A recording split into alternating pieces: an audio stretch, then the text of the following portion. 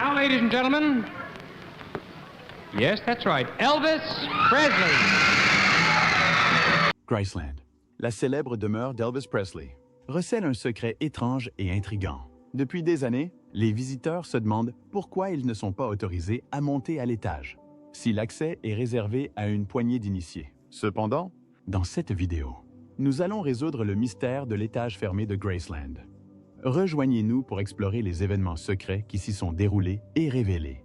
La raison troublante pour laquelle personne ne monte à l'étage de la maison d'Elvis à Graceland. Avant de révéler la raison, faisons un voyage à travers sa courte vie et l'héritage qu'il a laissé derrière lui. Elvis Aaron Presley est né à Tupelo, Mississippi, le 8 janvier 1935, de Vernon et Gladys Love Presley. Malheureusement, la jumelle d'Elvis, Jessie Garon, naquit mort née 35 minutes avant sa naissance. Malgré cette perte, Elvis se rapprocha de ses parents, en particulier de sa mère, et trouva son inspiration musicale à l'église Assemblée de Dieu qu'il fréquentait. La famille connut des difficultés financières, Vernon enchaînant les petits boulots et perdant même sa maison après son incarcération pour avoir falsifié un acte de naissance en 1938. En septembre 1941, Elvis entra une première année à l'école East Tupelo Consolidated, où ses professeurs le considéraient comme un élève moyen. Sa première apparition publique eut lieu lors d'un concours de chant en 1945, où il chanta Old Shep et se classa 5e. Quelques mois plus tard, il reçut sa première guitare pour son anniversaire et commença à prendre des cours auprès de membres de sa famille et de fidèles. Malgré sa timidité à chanter en public, Elvis continua de s'entraîner et de se perfectionner. En septembre 1946, il entra en 6e dans une nouvelle école, Malham, où il commença à chanter et à jouer de la guitare. Son amour pour la musique hillbilly le fit essuyer des moqueries, mais l'émission de radio de Mississippi Slim l'encouragea. Slim a même enseigné à Elvis les techniques d'accords et l'a aidé à surmonter le trac pour ses premières performances à l'antenne à l'âge de 12 ans. Presley a commencé dans une nouvelle école, Malham, pour la 6e année en septembre 1946. L'année suivante, il a commencé à chanter et à jouer de la guitare à l'école, malgré les moqueries d'un enfant trash qui jouait de la musique hillbilly. Fin de l'émission de radio de Mississippi Slim. Son frère cadet le décrivait comme un passionné de musique. Slim lui a montré les techniques d'accords et lui a programmé 2 concerts à l'antenne alors qu'il avait 12 ans. Après avoir d'abord été pris de trac, Presley s'est produit la semaine suivante. En novembre 1948, la famille déménage à Memphis, dans le Tennessee, inscrite au lycée Elsie Humes. Presley obtient un C en musique en 4e, malgré les affirmations de ses professeurs de musique selon lesquelles il n'avait aucune aptitude pour le chant. Il apporte sa guitare et interprète un tube récent, Keep Them Cold, Icy Fingers Off Me. Souvent trop timide pour se produire ouvertement, il était parfois harcelé par ses camarades de classe, car il était un fils à sa maman. En 1950, Presley commença à jouer de la guitare sous la tutelle de Lee Denson, un voisin, et forma un collectif musical informel avec 3 autres garçons, dont 2 futurs pionniers du rockabilly, les frères Dorsey et Johnny Burnett. Durant sa première année, Presley commença à se démarquer de ses camarades, principalement grâce à son apparence. Il laissait pousser ses favoris et coiffait ses cheveux. Il se rendait à Beale Street, le cœur de la scène blues florissante de Memphis, et admirait les vêtements extravagants et voyants des Lansky Brothers. Dès sa dernière année, il portait déjà ces vêtements. Il participa au spectacle annuel de Minstrels de Humes en 1953, chantant et interprétant Till I Waltz Again With You, un récent tube de Teresa Brewer. Il était loin de se douter que son intérêt précoce pour la musique le mènerait à une célébrité internationale. L'ascension d'Elvis vers la gloire ne fut pas de tout repos. En août 1953, Presley s'inscrit au Memphis Recording Service, une société dirigée par Sam Phillips avant la création de Sun Records. Son objectif est de trouver du temps en studio afin de produire un disque acétate. Double Face contenant les chansons My Happiness et That's When Your Heartaches Begin. Il confiera plus tard qu'il avait prévu d'offrir le disque à sa mère pour son anniversaire ou qu'il était simplement curieux de connaître ses talents vocaux. En janvier 1954, Presley enregistre un 2e acétate chez Sun, I'll Never Stand in Your Way and It Wouldn't Be the Same Without You. Cependant, une fois de plus, cet effort ne donne rien. Peu de temps après, Il échoue à une audition pour un quatuor vocal local appelé les Songfellows, ainsi qu'à une autre audition pour le groupe Daddy Bond. Le 10 janvier 1956, Presley enregistre ses premières chansons pour RCA Victor à Nashville.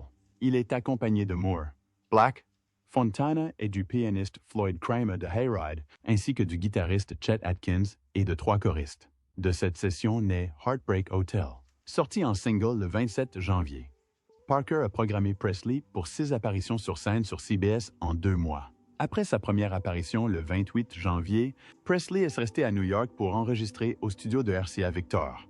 En février, son titre « I Forgot to Remember to Forget » a atteint le sommet du classement country de Billboard.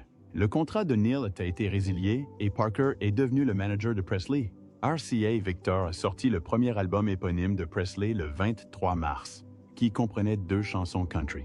Les performances live de Presley suscitaient un enthousiasme croissant de la part du public. Moore se souvenait qu'il commençait par « You ain't nothing but a hound dog » et que le public était complètement fou. Leur réaction était toujours aussi intense. Le chaos était permanent.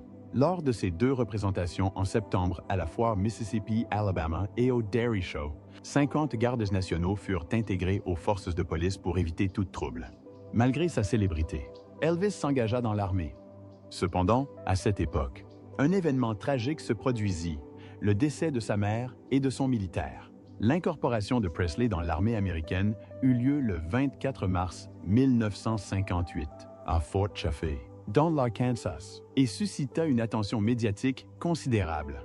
À son arrivée, une foule nombreuse s'est rassemblée pour l'accueillir, les photographes immortalisant chacun de ses mouvements à son arrivée.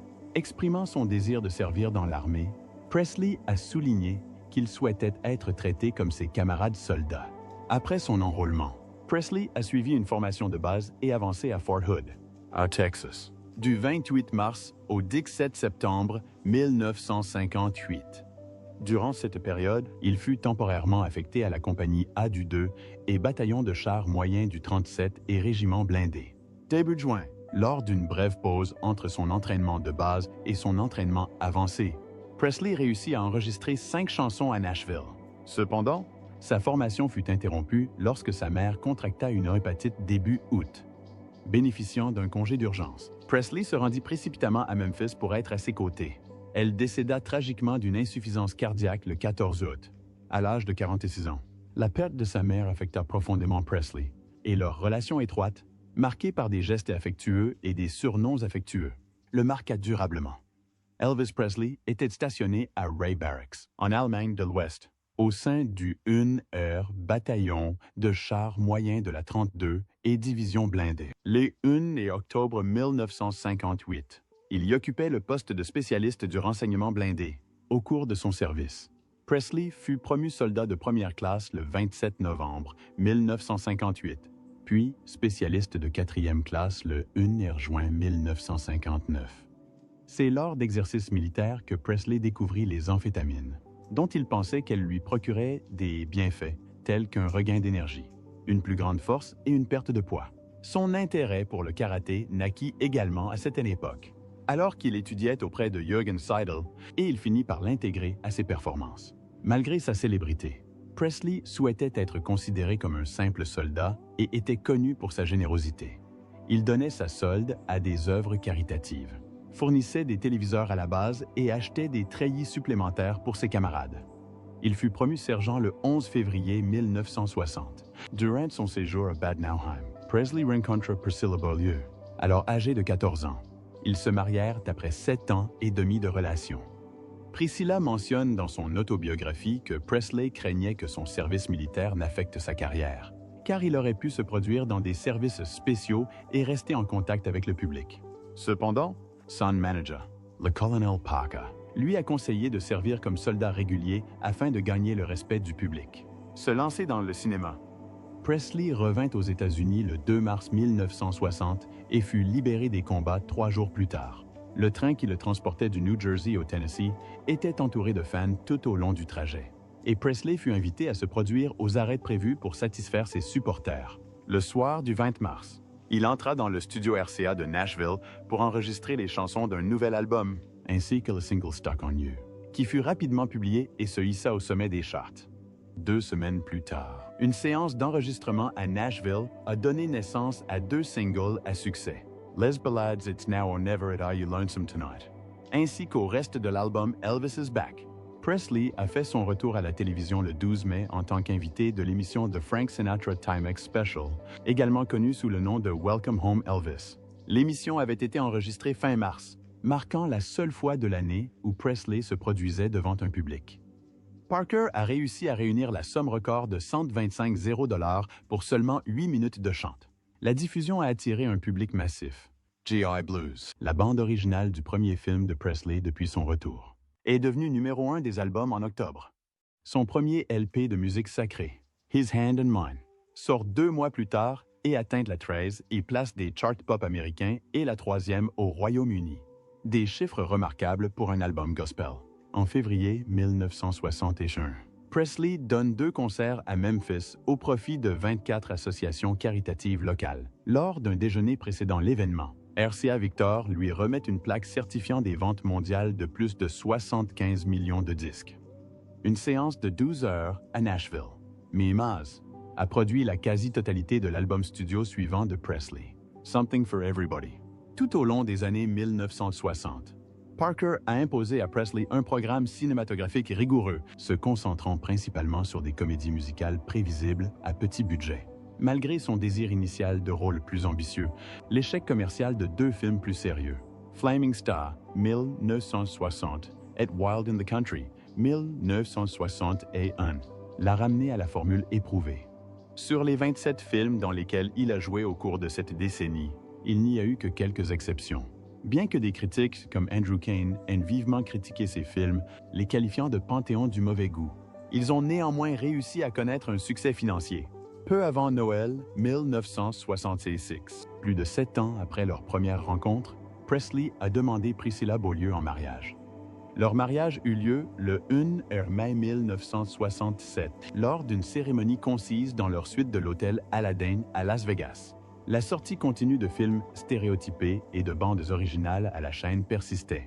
Ce n'est qu'en octobre 1967, lorsque le 33 tours de la bande originale de Clambake connut des ventes records pour un nouvel album de Presley, que les dirigeants de RCA Victor reconnurent un problème majeur. À cette époque, le mal était déjà fait, comme l'ont souligné les historiens Connie Kirchberg et Mark Hendricks. Elvis était perçu comme une source d'amusement par les mélomanes les plus sérieux et un « has-been » par tous, sauf ses plus fervents disciples. Presley et sa femme s'étaient de plus en plus éloignés, vivant à peine ensemble. En 1971, il entretint une liaison avec Joyce Bova, qui entraîna une grossesse et un avortement. À son insu, il suggéra à plusieurs reprises à Joyce de s'installer à Graceland. Le couple se sépara le 23 février 1972, après que Priscilla eut révélé sa relation avec Mike Stone, un professeur de karaté recommandé par Presley.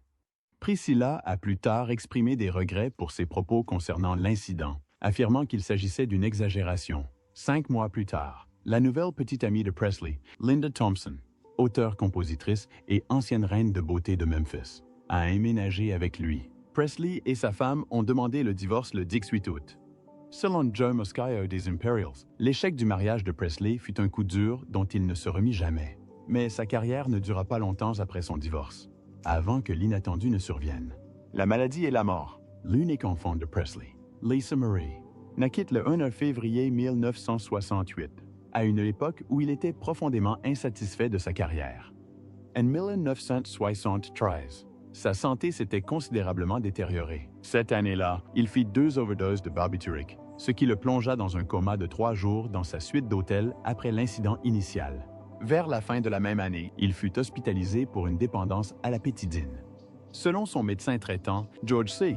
Nicopolis, Presley était convaincu que se procurer des médicaments auprès d'un médecin le distinguait du toxicomane habituel qui se procure des substances dans la rue. Suite à sa renaissance, il se produisit davantage chaque année, avec 168 concerts en 1973, son programme le plus chargé à ce jour. Malgré sa santé déclinante, il entreprit une nouvelle tournée intense en 1974. La santé de Presley se détériora rapidement en septembre. Le claviériste Tony Brown raconta son arrivée à un concert à l'Université du Maryland. Il sortit en titubant de la limousine et tomba à genoux. Les gens se sont précipités pour l'aider. Mais il les a repoussés en disant « Ne m'aidez pas ». Il est monté sur scène et s'est accroché au micro pendant les 30 premières minutes, comme si c'était une bouée de sauvetage. Tout le monde se regardait, se demandant « La tournée aura-t-elle lieu ?» Le guitariste John Wilkinson se souvenait qu'il était dans un état lamentable. Il bafouillait. Il était clairement sous l'influence de l'alcool. Il était évident que quelque chose clochait sérieusement dans son corps. C'était tellement horrible que les paroles des chansons étaient à peine compréhensibles.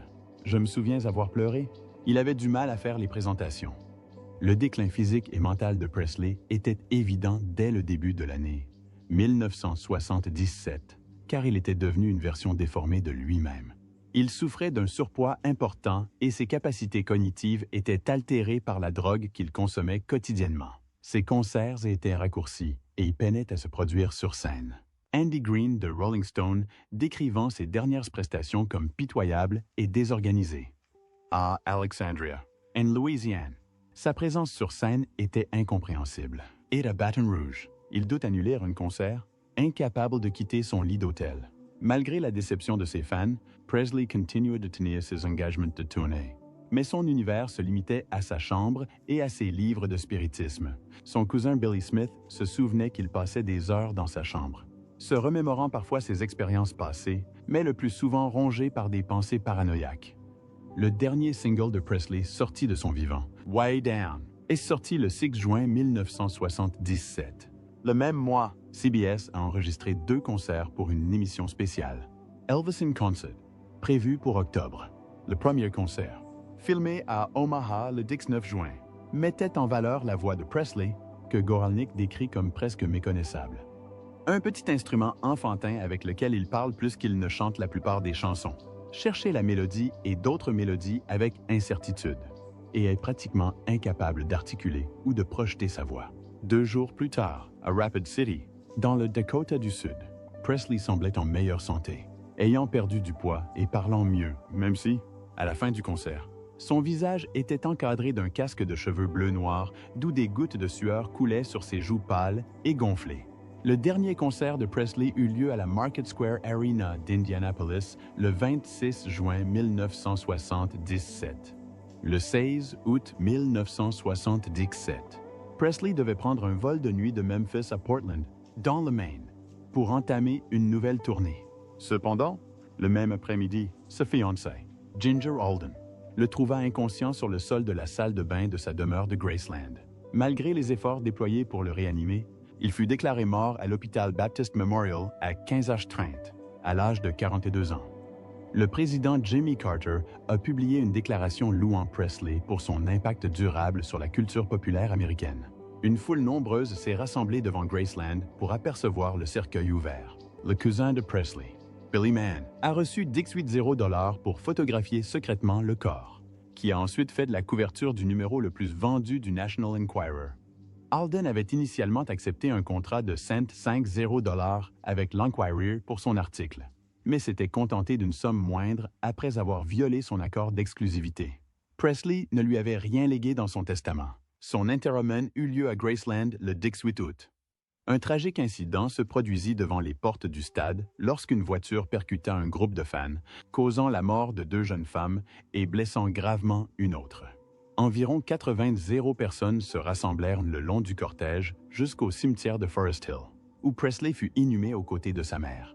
Peu après, la chanson Way Down atteignit la première place des classements nationaux et britanniques. Français, en réponse à une tentative de vol du corps de Presley fin août, les restes de Presley et de sa mère ont été exhumés et réinhumés dans le jardin de méditation de Graceland le 2 octobre. Cause du décès. Lors de l'autopsie réalisée le jour du décès de Presley, le médecin légiste de Memphis, Jerry Francisco, a prématurément déclaré que la cause immédiate du décès était un arrêt cardiaque et a écarté toute implication de drogue dans l'incident. Cependant, selon Goralnik, la consommation de drogue a été un facteur important dans le décès de Presley. Le pathologiste impliqué dans l'autopsie a émis l'hypothèse qu'il aurait pu subir un choc anaphylactique dû à des pilules de codéine obtenues auprès de son dentiste, auxquelles il était légèrement allergique. Des rapports de laboratoire ultérieurs ont révélé une forte présence de plusieurs drogues dans l'organisme de Presley, indiquant que la polypharmacie était la principale cause du décès. La cause de son décès reste un mystère à ce jour, de nombreuses théories étant émises à chaque fois. Son héritage, entre 1977 et 1981, 6 singles de Presley, sortis à titre posthume, sont devenus des tubes country du top 10. Graceland a été ouvert au public en 1982 et attire depuis plus d'un demi-million de visiteurs chaque année, ce qui en fait la deuxième résidence la plus visitée des États-Unis, après la Maison-Blanche. En 2006, le domaine a été classé monument historique national. L'émergence de Presley sur la scène nationale en 1956 a révolutionné le monde de la musique populaire et a eu un impact considérable sur le paysage culturel plus large. Moteur de la transformation culturelle qu'a été le rock and roll, il a joué un rôle essentiel non seulement dans sa formation en tant que genre musical, mais aussi dans son affirmation comme symbole de la culture jeune et de l'esprit rebelle. En reconnaissant ses racines racialement diverses, comme Presley le faisait souvent. La place prépondérante du rock and roll dans la culture américaine, dominante à favoriser une nouvelle acceptation et une admiration pour la culture noire. Le nom, l'image et le talent vocal de Presley sont reconnus dans le monde entier. Il a inspiré d'innombrables imitateurs. De nombreux sondages et enquêtes le reconnaissent régulièrement comme l'une des figures les plus influentes de la musique populaire et de l'histoire américaine. Tout au long de sa vie d'adulte, Presley a incarné le rêve américain, passant de la pauvreté à la richesse et à la célébrité. Cependant, dans ses dernières années et à titre posthume, il est devenu le symbole de l'excès et de la gourmandise. Son goût pour la cuisine riche et consistante du Sud, comme le poulet frit et les biscuits à la sauce, est devenu un sujet de discussion central. Depuis 1977, de nombreuses apparitions présumées de Presley ont alimenté une théorie du complot chez certains fans, selon laquelle il aurait simulé sa mort. Les partisans de cette théorie invoquent de supposées incohérences dans son certificat de décès, des rumeurs concernant une figure de cire dans son cercueil et des récits, selon lesquels Presley aurait orchestré un plan pour se retirer dans l'isolement. Malgré sa disparition, de nombreux fans entretiennent des sanctuaires nationaux dédiés à Presley et effectuent des pèlerinages vers des lieux qui lui sont associés. À l'anniversaire de sa mort, une foule nombreuse se rassemble devant Graceland pour une veillée aux chandelles. Ted Harrison souligne que l'héritage d'Elvis s'étend au-delà de sa musique. Il a été élevé au rang de figure culte, comparable à un saint médiéval, presque comme s'il avait été canonisé par le public. Voyons maintenant pourquoi personne n'est autorisé à monter à l'étage de sa maison de Graceland. Pourquoi personne ne monte-t-il dans la chambre d'Elvis à Graceland? Avec près d'un demi-million de visiteurs par an. La célèbre maison d'Elvis Presley à Graceland est un lieu incontournable pour tout voyageur de passage à Memphis. C'est la deuxième propriété la plus visitée du pays, après la Maison-Blanche. Les visiteurs peuvent choisir de participer à une visite guidée indépendante sur iPad ou de participer à une visite de groupe sur place. Dans les deux cas, ils pourront explorer le parc, la demeure et même la précieuse collection d'automobiles de Presley. Mais Graceland est bien plus que la demeure d'Elvis Presley. C'est aussi le lieu de sa sépulture. Vernon, le père d'Elvis Presley, a décidé de déplacer sa mère Gladys et son fils Elvis de leur lieu de sépulture d'origine à Graceland, en raison de problèmes de vandalisme et de nombreuses tentatives de confiscation du corps du roi du rock and roll.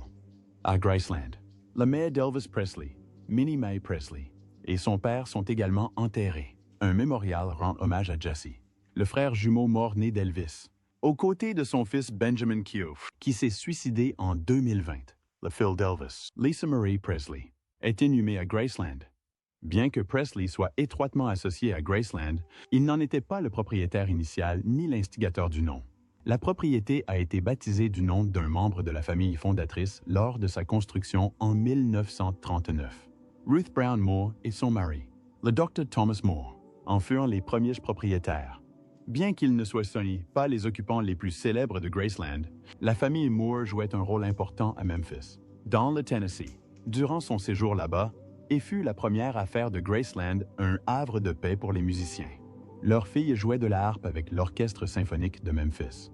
Au début de sa carrière, Presley acheta Graceland en 1957 pour environ 102,0 $, soit un peu moins d'1 million de dollars aujourd'hui. Avant cette acquisition, Presley avait connu une année faste, apparaissant dans plusieurs émissions de télévision et enregistrant de bonnes ventes d'albums. D+. Il s'apprêtait à faire le grand saut vers le cinéma et Loving You. Son deuxième film était presque terminé. La propriété ne faisait à l'origine que 930 mètres carrés. Mais Presley y a ajouté plus de 60 mètres carrés au cours de sa vie. Bien qu'il fût encore la résidence privée du roi, Graceland accueillait fréquemment d'innombrables amis et membres de la famille qui dormaient parfois dans d'autres bâtiments du domaine. C'est au deuxième étage que Presley avait son espace. Quelques années après sa mort, Graceland devint accessible au public. Depuis l'arrivée des premiers groupes de touristes à Graceland en 1982, une partie de la maison est entièrement verrouillée. Même les présidents et les hauts fonctionnaires étrangers sont interdits d'accès à Graceland, car la suite principale de Presley se situe au deuxième étage, un espace réservé même de son vivant. C'était l'un des rares endroits où le célèbre musicien pouvait jouir d'une certaine intimité, et seuls ses proches étaient autorisés à y entrer. Mais ce n'est pas le seul facteur. Presley est mort dans les toilettes juste à côté de la suite parentale, ce qui explique en partie pourquoi personne n'est autorisé à y monter, sauf sa famille proche. L'intérieur de la pièce est resté intact depuis son dernier souffle. Le danger est que les touristes s'intéressent davantage aux toilettes où Presley a été retrouvé mort qu'à la véritable légende qui l'a rendu célèbre. Si presque tous ceux qui ont demandé à monter à l'étage ont été refusés, quelques personnes y sont allées pour des raisons étranges, ceux qui ont été autorisés à y entrer. Le premier est Chewie Thompson, un influencer Instagram. Un ouvrier déguisé s'est approché de l'homme et l'a conduit à l'étage lors d'une visite de la maison d'Elvis Presley. Un cercle de soldats se les a encerclés tandis qu'ils ouvraient les portes et tiraient le rideau tandis qu'ils montaient l'escalier. On ne sait pas pourquoi il est monté. Il est temps, aurait déclaré l'employé à Chewie Thompson. On peut donc se demander si cette personne est le petit-fils d'Elvis Presley. Malgré les rumeurs selon lesquelles Elvis n'avait qu'un seul petit-fils, il était bel et bien un séducteur. Il est donc plausible qu'il ait eu d'autres enfants. Goddy's Secrets. Et c'est ainsi que Chewie Thompson est né. Thompson est monté à l'étage à plusieurs reprises. Et même des personnes en tournée ont rapporté avoir entendu plusieurs voix lorsqu'il y était. Ce qui a renforcé la rumeur selon laquelle Elvis Presley serait toujours en vie. Chewie Thompson n'a jamais affirmé être lié à Elvis Presley. Mais l'idée qu'il soit le petit-fils d'Elvis Presley, aujourd'hui âgé de 90 ans, est intrigante. Nicolas Cage fut la deuxième personne à monter à l'étage de Graceland. L'acteur Nicolas Cage est un fervent admirateur d'Elvis Presley. Il a même qualifié le chanteur décédé de « son héros » lors d'une interview.